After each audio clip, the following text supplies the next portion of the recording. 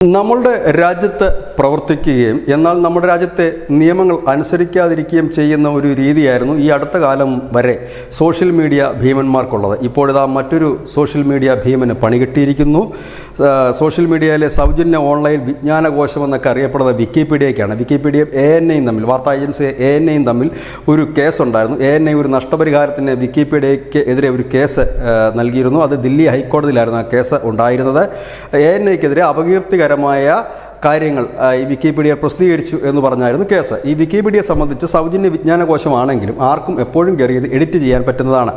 ഈ എഡിറ്റ് ചെയ്തവരുടെ വിവരങ്ങൾ കൈമാറണമെന്ന് ദില്ലി ഹൈക്കോടതി ആവശ്യപ്പെട്ടിരുന്നു. എന്നാൽ ഈ കോടതിയിൽ ഹാജരാകാൻ പോലും വിക്കിപീഡിയ തയ്യാറായില്ല. ഒടുവിൽ ഗതികെട്ട് വിക്കിപീഡിയ അവരുടെ അഡ്വക്കേറ്റ് ടിൻ എബ്രഹാം മുഖേന കോടതിയിൽ ബന്ധപ്പെട്ടു. അപ്പോൾ കോടതി പറഞ്ഞത്, ജസ്റ്റിസ് നവീൻ ചൗള പറഞ്ഞത്, ഇന്ത്യയെ ഇഷ്ടമല്ലെങ്കിൽ നിങ്ങൾ ഇവിടുത്തെ പണി മതിയാക്കി തിരിച്ചു പൊക്കോളൂ. ഞങ്ങൾ സർക്കാരിനോട് നിങ്ങളുടെ പണി നിർത്തിക്കൊള്ളാൻ ആവശ്യപ്പെട്ടോളാം.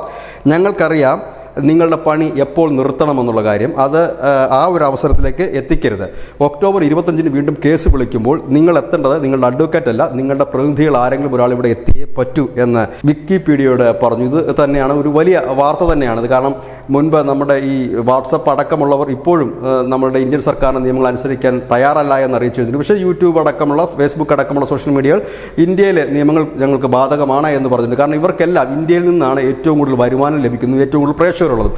അവിടെയാണ് വിക്കിപീഡിയ പോലൊരു സ്ഥാപനം ഞങ്ങൾ ഇന്ത്യയിലല്ല, അതുകൊണ്ട് ഇന്ത്യയിലെ നിയമങ്ങൾ ബാധകമല്ല എന്ന് പറയുമ്പോഴാണ് കോടതി പറഞ്ഞത്, അങ്ങനെയെങ്കിൽ നിങ്ങളിവിടെ പണി നിർത്തിക്കോളൂ, നിങ്ങളെ നിർത്താൻ ഞങ്ങൾക്കറിയാം.